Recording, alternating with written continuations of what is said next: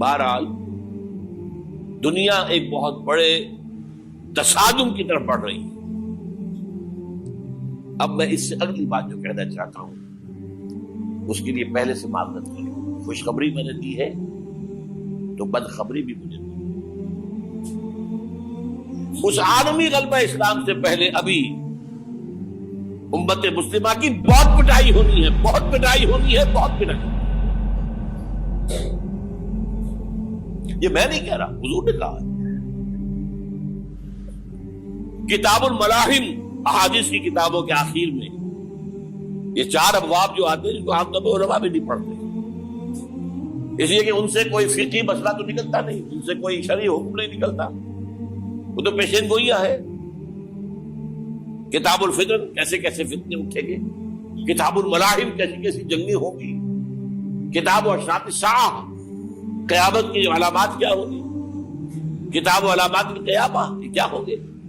ان ابواب کو پڑھیے تو آپ کو معلوم ہوگا اس دور کے آنے سے پہلے ابھی امت مسلمہ پر اللہ کے عذاب کے بہت سخت کوڑے پڑ. معافی چاہتا ہوں. اگر رسولوں کی شان یہ تھی کہ وہ بشیر بھی تھے اور نذیر بھی تھے تو میں بھی ایک ادنا غلام نہیں کہوں. میں جو کہہ رہا ہوں قرآن و حدیث سے کہہ رہا ہوں. یہ عذاب کیوں آئے گا؟ امت مسلمہ بحیثیت مجموعی اللہ کی نگاہ میں مجرم، بہت بڑی مجرم. کیوں؟ 1 انچ زمین دنیا میں نہیں دکھا سکتی جہاں اللہ کا دین قائم. یہ مذہب ہے، مسجدیں ہیں، حج ہے اور عمرے ہیں، یہ مذہب ہے. دین کہاں ہے؟ اللہ کا نظام کہاں ہے؟ دین حق کہاں ہے؟ وہ نظام عدل کہاں ہے؟ وہ نظام سیاست کہاں ہے؟ وہ قانون شریعت کہاں ہے؟ آپ کی ساری معیشت سود کے اوپر ہے، اور سود سے زیادہ بڑا گھناؤنا جرم کوئی نہیں، سود سے زیادہ بڑا گھناؤنا گناہ کوئی نہیں، جس کے بارے میں حضور نے فرمایا الربا 70 جزءا یحوما. 2 حدیثیں ہیں. یہ ربا کے 70 حصے ہیں یا 70 گناہ ہیں. 70 گناہ ہیں جن میں چھوٹے بھی ہیں بڑے بھی ہیں. 70 گناہ. ایسا رہا ان میں سب سے چھوٹا اس کے مساوی ہے این کہ الرجل امہ، کہ کوئی شخص اپنی ماں سے زنا کرے. سنن ابی داؤد کی روایت ہے، سن لیجیے پڑھ لیجیے. سارا نظام آپ کا کہاں ہے؟ تجارت ہو تو اس پر ہے، زراعت ہو تو اس پر ہے. بیج لیا تھا تو سودی قرضے پہ لیا تھا، اس کے بعد جو اس کے لیے کھاد خریدی تھی سودی قرضے پہ خریدی تھی، پیسٹیسائڈ خریدے تھے سودی قرضے پہ خریدے تھے. اس کے بعد اگر کوئی ہارویسٹر لیا ہے، کوئی اور لیا، ٹریکٹر لیا تو سودی قرض. سود ہر دانے گندم میں سود ہے. کوئی شخص بچا ہوا نہ میں بچا ہوا نہ بچے ہوا، کوئی بچا ہوا. سارا کاروبار، ساری صنعت و حرفت، ساری حکومت، پوری حکومت، پوری قوم سود کے اندر جکڑی. ایک ایک شخص. کہاں ہے اسلام؟ آپ میری بات سمجھ لیجئے. اسلام کے 2 حصے کر لیجئے. اسلام بطور مذہب، اسلام بطور دین. اور یہ تو آپ قرآن پڑھتے ہیں، پورے قرآن میں مذہب کا لفظ آیا ہی نہیں ہے. حدیث کے ذخیرے میں بھی میری امکان، میرے معلومات کے تک کہیں نہیں. یہ مذہب تو ہمارے یہاں استعمال ہوتا تھا فقہوں کے لیے. مذہب حنفی، مذہب مالکی، مذہب شافعی، مذہب حنبلی، اب ایک مذہب سلفی اہل حدیث حضرات کا ہو گیا ہے، مذہب ظاہری، بعض مذہب جعفری. یہ فقہوں کے لیے تھا. مذہب کیا ہے؟ مذہب کا نام 3 چیزوں کا مجموعہ مذہب ہے. کچھ عقائد، کچھ عبادات، کچھ رسومات. بچہ پیدا ہوگا تو کیا کریں گے؟ عقیقہ کریں گے. کوئی فوت ہوگا تو کیا کریں گے؟ جنازہ پڑھائیں گے، کفن دفن کریں گے. شادی ہوگی تو کیا کریں گے؟ ایجاب و قبول ہوگا، ولیمہ ہوگا. یہ رسومات ہے. دین یہ نہیں ہے. دین ہے اللہ کا دین، اللہ کا نظام، اللہ کا قانون. وَمَن لَّمْ يَحْكُم بِمَا أَنزَلَ اللَّهُ فَأُولَٰئِكَ هُمُ الْكَافِرُونَ. جو اللہ کی اتاری ہوئی شریعت کے مطابق فیصلے نہ کرے وہی تو کافر ہے. میں اور آپ کون ہیں؟ برا نہ مانیے. فیس دی فیکٹس. اور یہ فتویٰ کس کا ہے؟ اللہ کا ہے. وَمَن لَّمْ يَحْكُم بِمَا أَنزَلَ اللَّهُ فَأُولَٰئِكَ هُمُ الْكَافِرُونَ وَمَن لَّمْ يَحْكُم بِمَا أَنزَلَ اللَّهُ فَأُولَٰئِكَ هُمُ الظَّالِمُونَ وَمَن لَّمْ يَحْكُم بِمَا أَنزَلَ اللَّهُ فَأُولَٰئِكَ هُمُ الْفَاسِقُونَ. 3 فتوے ہیں اس مفتی اعظم کے جو ہماری اتاری ہوئی شریعت کے مطابق فیصلے نہیں کرتے. وہی تو کافر ہے, وہی تو مشرک ہے, وہی تو فاسق ناہنجار ہے, باغی. یہ ہے امت مسلمہ کا حال. اب میں یہاں آپ کو اختصار سے بیان کرتا ہوں حضور کا طریقے انقلاب کیا تھا. اختصار تفصیل سے کتابوں میں دیکھیے.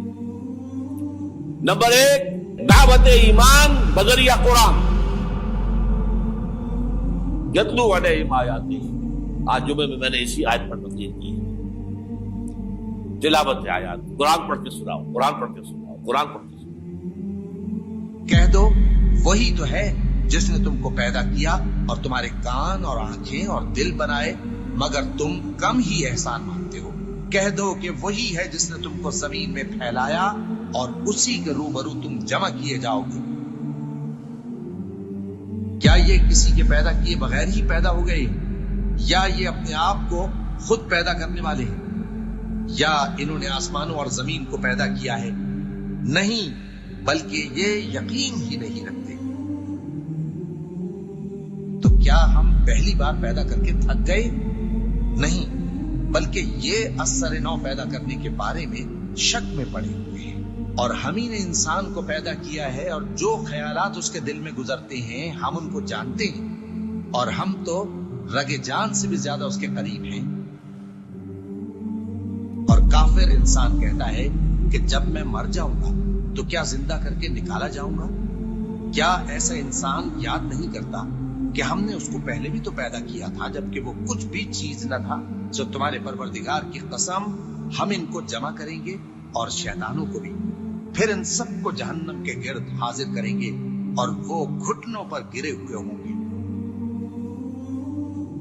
وہی زندہ کو مردے سے نکالتا ہے اور وہی مردے کو زندہ سے نکالتا ہے, اور وہی زمین کو اس کے مرنے کے بعد زندہ کرتا ہے, اور اسی طرح تم دوبارہ زمین میں سے نکالے جاؤ گے. اور اسی کی نشانیوں میں سے ہے کہ اس نے تمہیں مٹی سے پیدا کیا, پھر اب تم انسان ہو کر جا بجا پھیل رہے ہو. اس قرآن کے ذریعے سے دلوں میں ایمان پیدا ہو, یقین والا ایمان. دیکھیے, برا نہ مانے, مغالطے میں نہ رہیے. میرے اور آپ کے دلوں میں ایمان نہیں ہے, عقیدہ ہے. عقیدہ ہے, والدین سے ملا ہے. یقین والا ایمان کہاں ہے؟ اپنے گریبان میں جھانکیے, اللہ آپ کو توفیق دے. کیا مجھے واقعی یقین ہے کہ مجھے مرنے کے بعد جی اٹھنا ہے؟ کیا مجھے یہ واقعی یقین ہے کہ اصل زندگی آخرت کی زندگی ہے؟ کیا مجھے واقعی یقین ہے کہ قرآن اللہ کا کلام ہے؟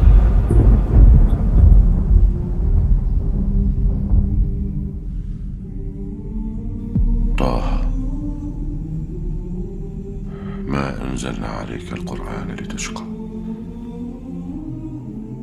إلا تذكرة لمن يخشى تنزيلا ممن خلق الأرض والسماوات العلى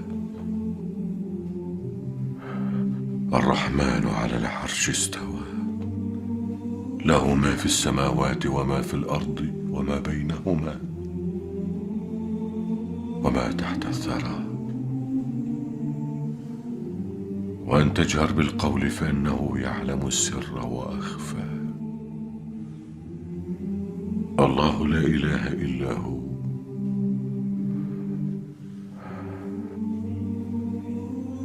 له الأسماء الحسنى. ٹٹولی اپنے دلوں کو. اگر یقین ہوتا کہ اللہ کا کلام ہے تو آپ اس کو سمجھنے کے لیے عربی بھی نہ سیکھ سکتے. انگریزی آپ پڑھے, اور پڑھی آپ نے ایسی کہ انگریزوں کو پڑھا دے. کیا نہیں کیا, پی ایچ ڈیز کر رہے ہیں, کون کون سے فنون نہیں سیکھے, ڈاکٹر اتنی عربی نہیں سیکھی دعویٰ ہے کہ تمہارا یقین تھا میری کتاب پر، اللہ پوچھے گا تمہارا سلوک کیا تھا میری کتاب کے ساتھ، تم نے پڑھا اس کو، سمجھا اسے سمجھنے کے لیے عربی سیکھی؟ نہیں، تو تم جھوٹ بول رہے ہو، تمہارا کوئی ایمان نہیں تھا میری کتاب پر۔ ما آمن بالقرآن من استحل محارمہ، جنہوں نے سود کو اپنے پورے نظام کی جڑ بنیاد بنایا ہو، ان کا ایمان کوئی ہے اللہ پر؟ حضور فرماتے ہیں کہ جس شخص نے حرام کسی شے کو اپنے لیے حلال کر لیا اس کا کوئی ایمان نہیں۔ دوبارہ آج بھی کرنا ہے تو دوبارہ ایمان پیدا کرنا ہوگا، ایمان، عقیدہ نہیں، ایمان، صرف لپ سروس نہیں، اقرار باللسان نہیں، تصدیق بالقلب۔ جو لوگ آئے جن کے دلوں میں ایمان پیدا ہوا پھر ان کا تزکیہ کیا، تطہیر فکر، تصفیہ قلب، تجلیہ روح، تزکیہ نفس، اندر کا باطن دھو دیا قرآن۔ جو بجاں در رفت جان دیگر شبد، جان جو دیگر شد جان دیگر شبد۔ یہ قرآن جب کسی انسان کے اندر اتر جاتا ہے، اس کے اندر کی مکمل اوور ہالنگ، مکمل صفائی، دماغ کی صفائی غلط نظریات سے، دل کی صفائی غلط نیتوں سے، غلط ارادوں سے،